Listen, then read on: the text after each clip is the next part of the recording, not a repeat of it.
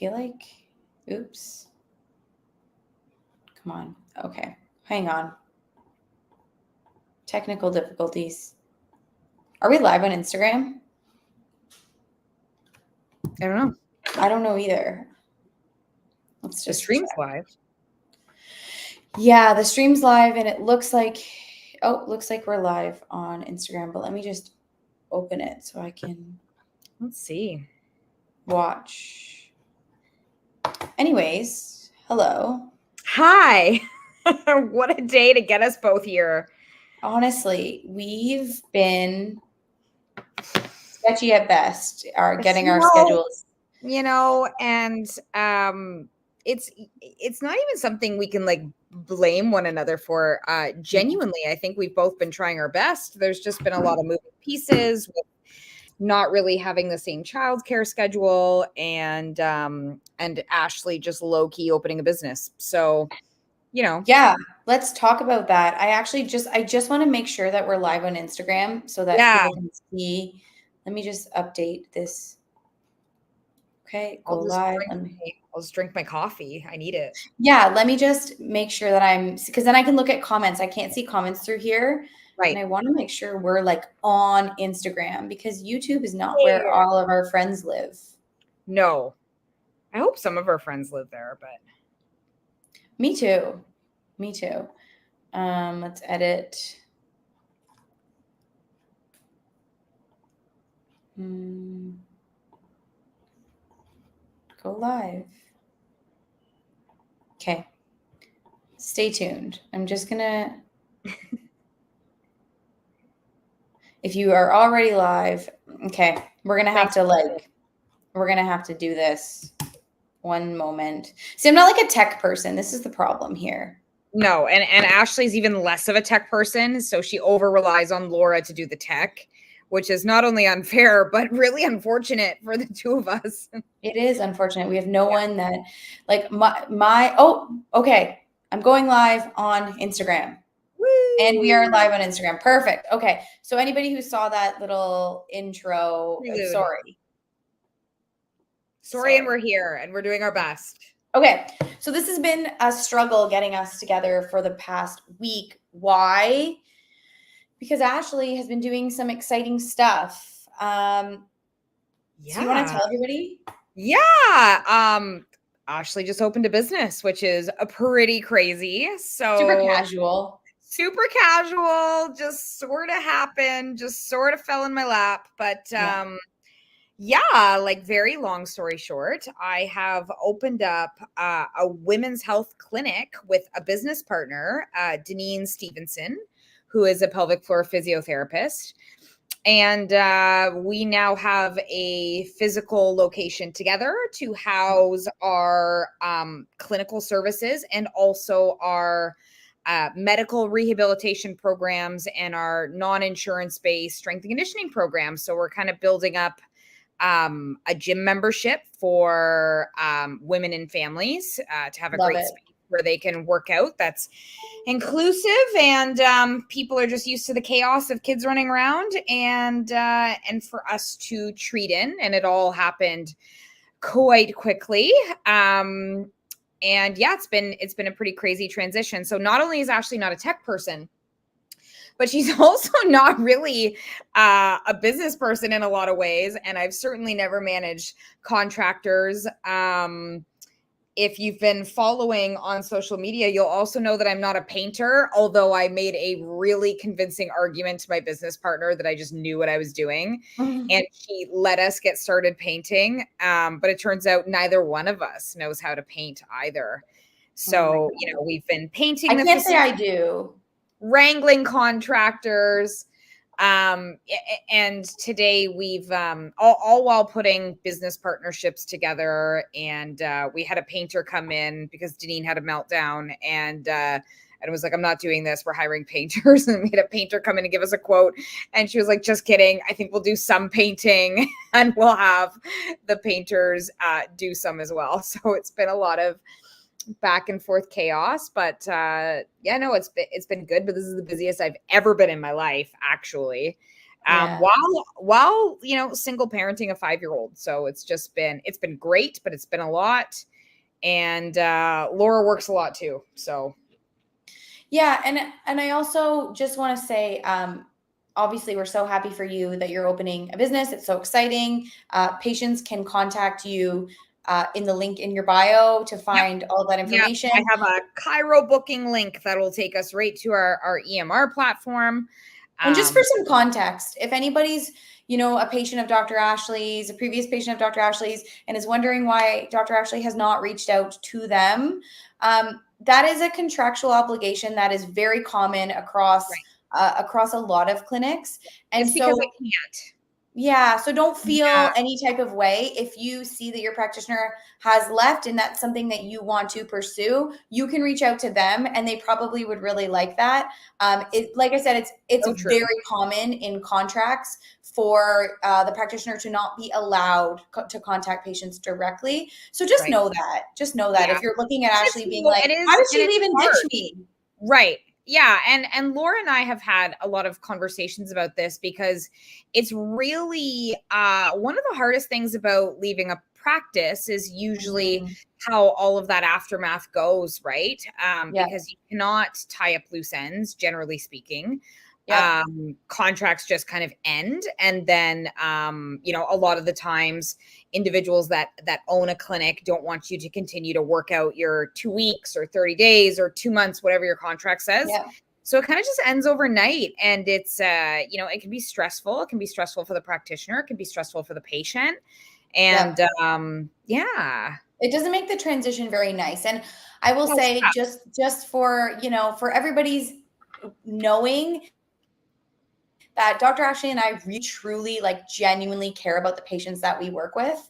And up and leaving is never something that I would do from a practice. No. And it's not something Ashley would do. So just all this to say that if you are in a scenario and you're like, yeah, my practitioner kind of dipped, it would be worthwhile to kind of reach out to them because they probably didn't just dip. They probably didn't, or the dipping could have been imposed on them, right? You may not know the circumstances.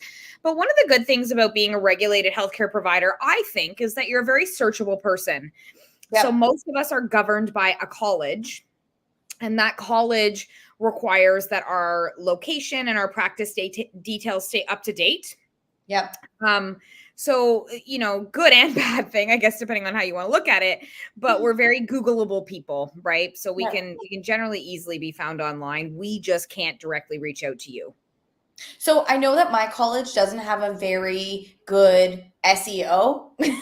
So if you're searching, if you're searching for a naturopathic doctor, just make sure that you put in College of Naturopaths, Laura Pfeiffer, for example, or I don't know what your College of Chiropractors? College of Chiropractors of Ontario, or the CCO. Yeah. And I doubt that they have great search engine optimization either. So I think my Instagram feed has better SEO than my college does. Yeah, totally. So that's just a preface with, Ashley's not moving on partying being like, see you never, people. She's taking these steps that she needs to take. And unfortunately, if you were looking to find her or had an appointment with her, it is no longer there, but you can contact her. So there it is. Switching gears a bit, I wanted to talk about IUDs because something came across my desk last week. I love that you act like there's a carrier pigeon that comes in and drops off, but go on. Yeah. Oh yeah. No, I act like something actually physically got. Yeah, like mail and Harry Potter. It just the envelopes just appear. But I like it. I like Harry Potter, so this is a good. Someone brought me an envelope. No, so what actually happened is, so let's backtrack a little bit. Hormone replacement therapy. So we actually spoke about in an episode how perimenopause and postpartum is becoming an enmeshed type of phenomenon where people are having babies later. And then as a result, they're dealing with perimenopause really close to their postpartum journey. And so the reason why I want to talk about this is because what is now happening is that you are an individual who has a baby, and then maybe after you have a baby, you are now put on birth control for whatever reason. You're like, I'm going on the IUD. I don't want to get pregnant, Right. whatever. Now you happen to be on this IUD for a number of years. And now you're like, am I going into perimenopause? What's going to happen next? How do I know when to get off? What's the next move? And so specifically, I want to talk about the IUD because the IUD is an interesting one. For those who don't know, the hormonal IUD is a progestin only. So it's a not progesterone, but it's a form of progesterone, a synthetic form of progesterone that prevents pregnancy. And so when we look at giving hormone replacement therapy, we can actually do that depending on the person, depending on the case. We can usually do that in perimenopause. And this can help for a number of symptoms, hot flashes, sleep issues, etc. Estrogen can be good for a number of reasons. But what we know is that when we give estrogen to someone who has a uterus, if you have a uterus, you need to have progesterone to protect that uterus. If you don't and you give estrogen, we actually run the risk of getting endometrial hyperplasia and increase the risk of uterine cancer. And so in order to mitigate that risk, anytime we give estrogen, so a few things happened is when we did the study, I forget what it's called, it's like the women's, I feel like it was the nurses study, the Women's Health Initiative study. Oh, I think I know the one you're talking about. about. Yeah, I forget the title of the study, but essentially they came to the conclusion that estrogen was harmful. We've since understood that estrogen is best given when it's given topically in a patch or gel or cream because we avoid the first pass effect going through the liver, and so we avoid those like clotting risks and other things. But what we still have the risk of is the endometrial hyperplasia. And so that has to be mitigated with progesterone. Now, what we also know is that progesterone can be given. Now, research says it can be given orally or vaginally. But when we do topical progesterone, like a cream, it actually doesn't get to high enough levels that it can protect the uterus. So I give a progesterone cream for a variety of reasons, but one of the reasons I won't give it is protection of the uterus. So depending on all of the things we're doing, I might actually give it vaginally. And I would only do that because a naturopathic doctor is not allowed to give it orally. So I would defer that to their healthcare provider. But one of the ways that you can actually protect the uterus is also the progesterone only IUD. And so if somebody is on a Mirena IUD, that's actually an acceptable form of uterine protection. So if you are on an IUD, let's say, and you start to get hot flashes, we could actually start to give you estrogen therapy and not disrupt that IUD treatment and just continue on with that hormone therapy to improve your symptoms and, overall. But the thing that came up lately, so that's the first piece, is that the IUD can be used alongside hormone replacement therapy estrogen as a sufficient uterine protector. That's where cool. Where we start to get a little bit nuanced is that the Mirena, so when we look at the research and the evidence of this, it's actually approved for uterine protection up to 5 years. And so what we know about the Mirena, if you've ever been on an IUD, they're usually lasting for 5 years. But what's recently happened as of, I forget if it was 2021 or 2022, is they did what's called the Mirena extension trial. The Mirena extension trial extended the use of the Mirena from 5 years to 8 years. And so my question was, and Dr. Ashley, you probably know what my question was, but I'm going to tell the public what my question was. My question was, why was it extended, and does that apply to uterine protection? And so what I wanted to understand is what they did in the Mirena extension trial to allow it for those extra 3 years, and why or why not it would be helpful for my patients needing hormone therapy during that time. Because what's happening is someone is now on an IUD and it's year 5 and the doctor's like, no, you can stay on it for 8 years. We're not going to take it out. But what if that same patient is now going into perimenopause and potentially could benefit from hormone therapy? Are we using that same IUD, or are we advocating to change it out? Did they change the dosage at all? No. Or did they keep the dosage the same? Dosage is the same. And so what they did for the Mirena extension trial is they looked at 3 indicators. The first indicator was, there was 2 indicators of essentially contraception. So it was like percentage of people that got pregnant, and there's something called some index. I should have actually gotten the specifics, but essentially there's an index, a marker of like the contraceptive capacity. And then what they did is they looked at I know what it was. So the two markers were looking at the contraceptive piece of it. And the third marker was actually looking at the satisfaction with bleeding overall. And so Okay. what that was looking at was like, can you still get pregnant on it at between years 6 and 8? If you can, how much less effective is it? And were you happy overall? Like, were people now spotting like crazy, bleeding when they weren't supposed to, having heavier bleeds? And so they found, I think it was over a 90% satisfaction. So people were like, no, I'm good. Like, not, I'm good. Satisfaction was high and contraception was still adequate. And in fact, it actually hadn't really changed much.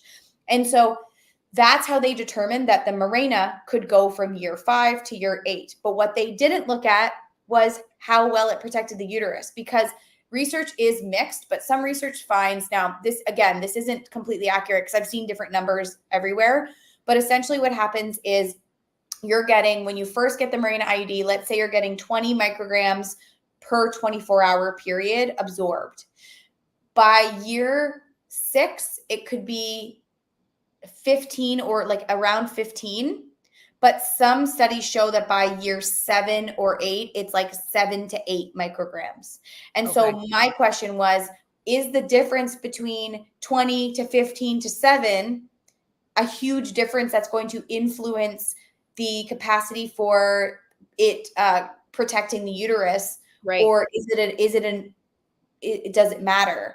Right. These are things that I actually didn't find information on. And so the reason why I bring this up is because if we're in the phase where we learn, oh, estrogen therapy might be right for me, and I'm on a progesterone only IUD, and I could potentially layer on estrogen therapy on top of this without having to do anything else that's easier for my life and will help my symptoms, I would actually urge you to discuss with your doctor, what year of treatment are you on? And does it make sense to switch it out? Now, I have a patient who, to switch it out, she has to pay out of pocket. She said it was like $500. And that's also a lot of money to take that sucker out and plop a new one in. Yeah.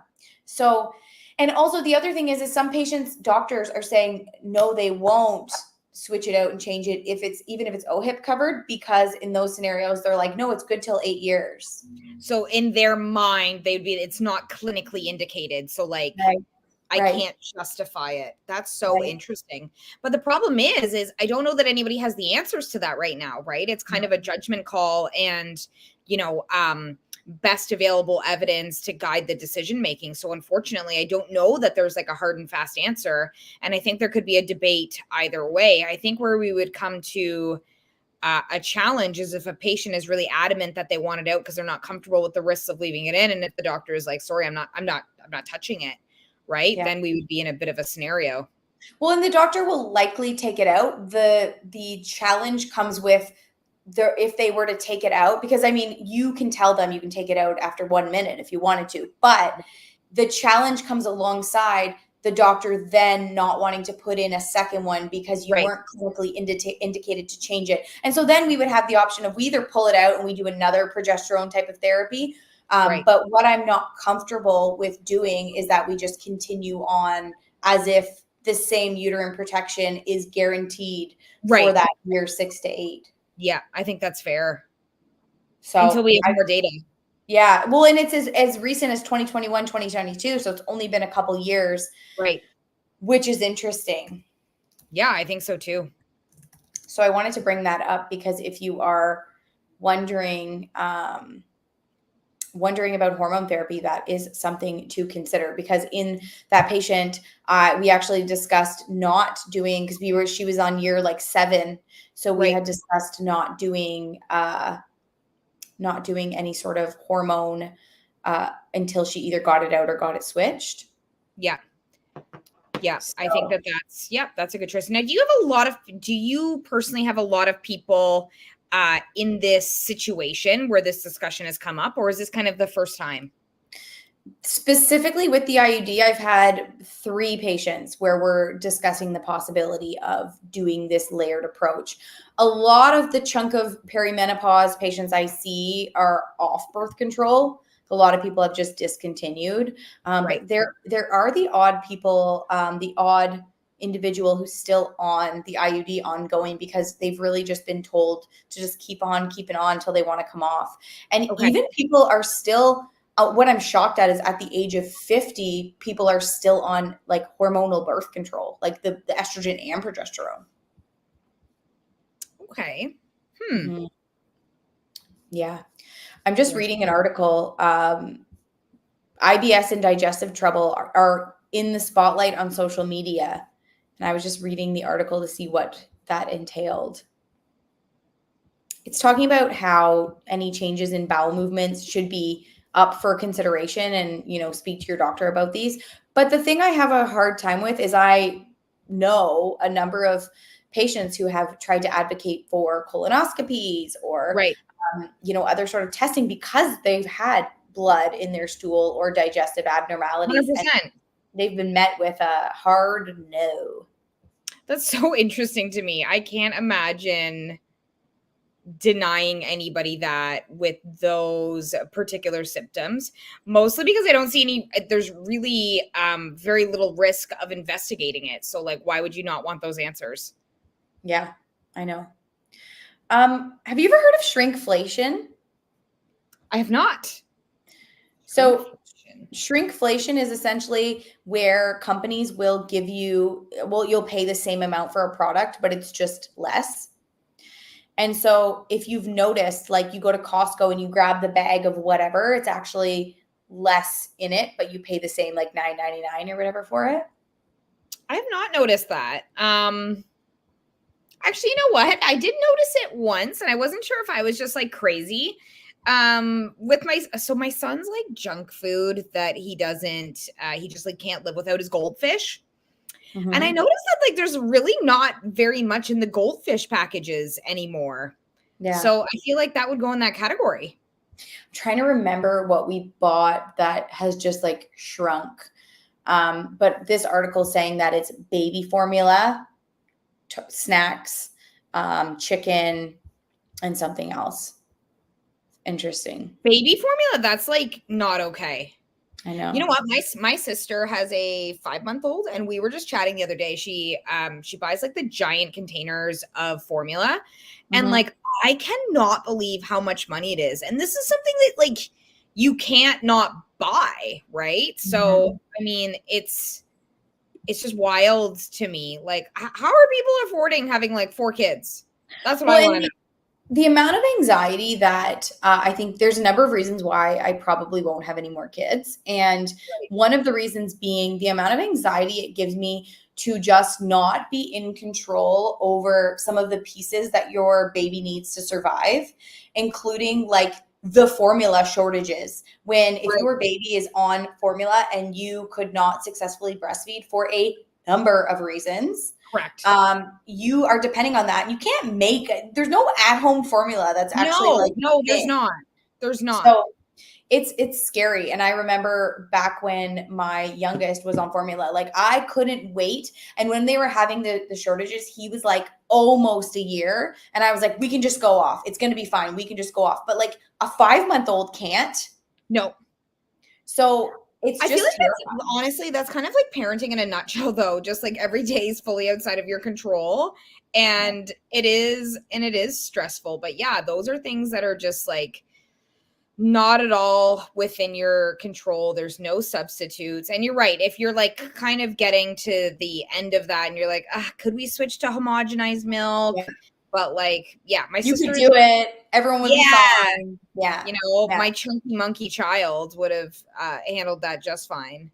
Yeah. I was one of those weird people that had this child that was like, I don't know, like massive and sitting up kind of early-ish and was like stealing food off my plate. Yeah, like he was one of those babies. I remember going to one of his Well Babies appointments and telling my doctor, like, he just won't stop taking food off my plate. Like, it's the craziest thing. She's like, feed him.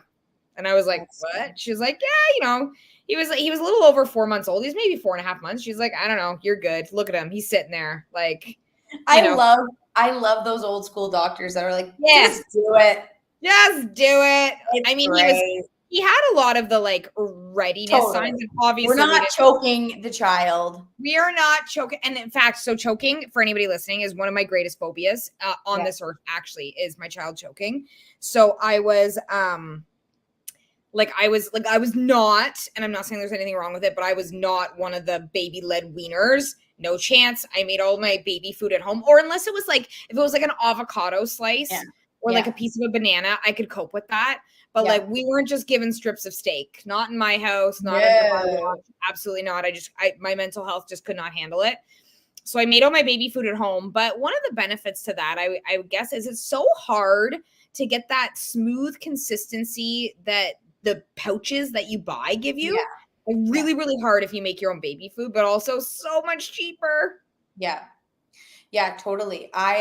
Lorenzo was a choker, like hardcore choker. We were kind of forced into baby-led weaning because, again, knowing our profession, we don't get a mat leave, we don't get CPP, we don't get EI. So after you have a baby, you go back immediately. Like pretty much. Lorenzo, Leo, I was off 3-4 months. Lorenzo, I took closer to 6, just because at that point I had 2. It was like way too much.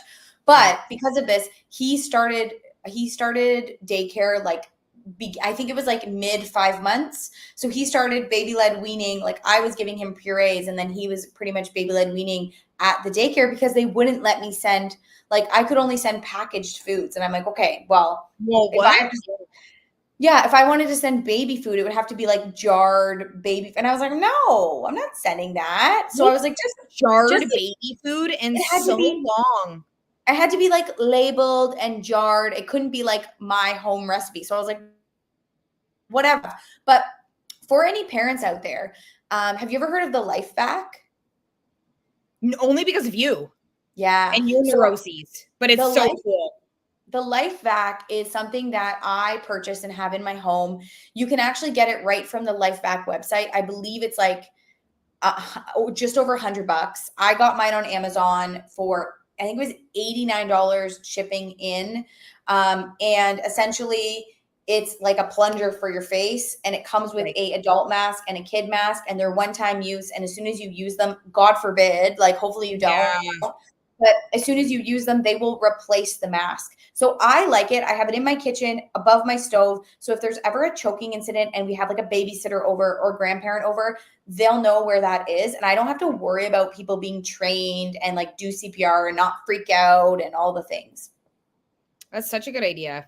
So if anybody's interested in that. Also, like speaking of unpredictable, my youngest has been waking up. So he started at a new daycare this week. He's been waking up every single day at 5:45, which my kids sleep till 6:30 earliest. And he's been up at 5:45. And this morning I was like, oh, I'm so tired. Like today, it's just been a week. This week has just been a week. I agree. And I brought him, Leo was still sleeping. So I brought him into bed and I was like, just like, shh, lay down. Like just lay down a little bit more. Well, do you want to know? I lay there. I'm like, shh, let's go to sleep. Close my eyes. Headbutts me in the forehead. Headbutts me. I know that because I have a boy. He does the same thing. I'm when like, he sleeps. So my son is like a co-sleeping kid. He just loves it. Loves to be in bed with me. He kind of sneaks in there. Do you know how often I wake up in the night to Bennett slapping me in the face, and he's sleeping, but just there's like these aggressive face slaps, and I'm like, what? Why though? Why? No, why?